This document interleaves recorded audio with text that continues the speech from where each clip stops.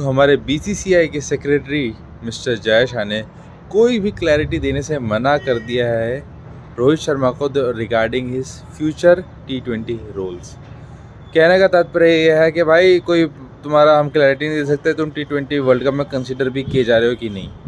अब यहाँ दो माइंडसेट निकल के आते हैं मिस्टर जय शाह का, जो कि एक पॉलिटिशियन माइंडसेट कि भाई ऐसा है, अपने पास बहुत प्लेयर है, तुम जाओगे दूसरे बहुत आएंगे, तुम्हें खेलना है तो खेलो वरना गेट आउट।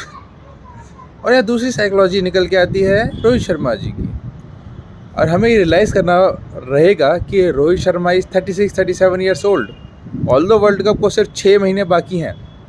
इसलिए at least if a person is 36-37 years old, भाई उसका कितना फिजिकल टोल रखता है वर्ल्ड कप T20 के लिए प्रिपरेशन करने के लिए, ये हमारे जय शाह जी या फिर कोई भी पॉलिटिशियन नहीं जानता होगा।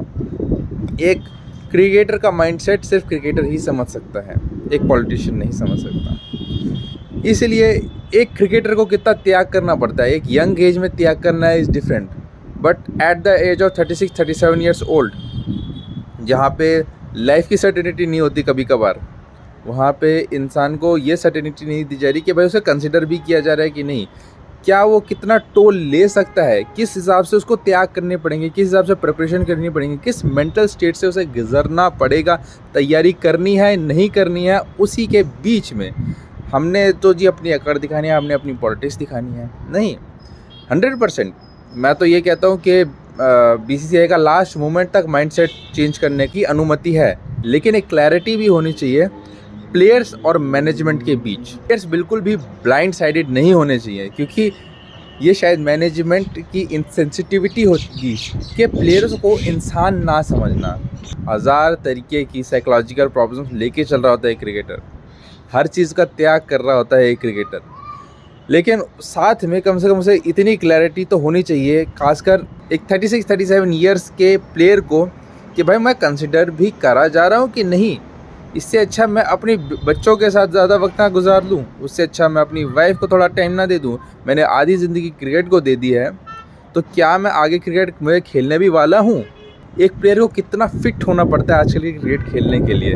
ये पुराना ज़माना नहीं रहा कि भाई 2 महीने में प्रिपरेशन हो गई, बॉडी ठीक हो गई। नहीं भाई, बंदा उस हिसाब का खाना करता है, खाने में वो हाई प्रोटीन डाइट लेगा, टॉर्चरिंग डाइट होती है हाई प्रोटीन डाइट। नींद उसको चाहे कितना मन हो रात को एक फिल्म देखने का, नहीं, वो टाइम पे सोएगा, वो टाइम पे वर्कआउट्स करेगा। उसको अपनी प्रैक्टिस, अपनी स्ट्रेस मैनेजमेंट और अपनी इंजरी मैनेजमेंट पे भी बहुत ज़्यादा काम करना पड़ेगा।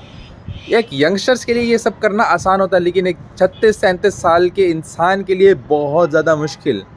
एंड ये बात कोई पॉलिटिशियन नहीं समझ सकता, एक क्रिकेटर ही क्रिकेटर की साइकोलॉजी को समझ सकता है, उसकी भावनाओं को समझ सकता है। मैं ये नहीं कह रहा हूँ कि सेक्रेटरी कोई क्रिकेटर ही होना चाहिए, बीसीसीआई का सेक्रेटरी कोई क्रिकेटर ही होना चाहिए, लेकिन कम से कम मैनेज के बीच में एक मीडिएशन होना ज़रूरी है, चाहे वो स्पोर्ट्स साइकोलॉजिस्ट के तौर पे हो या चाहे वो एक्स क्रिकेटर्स या हेड कोच के तौर पे हो।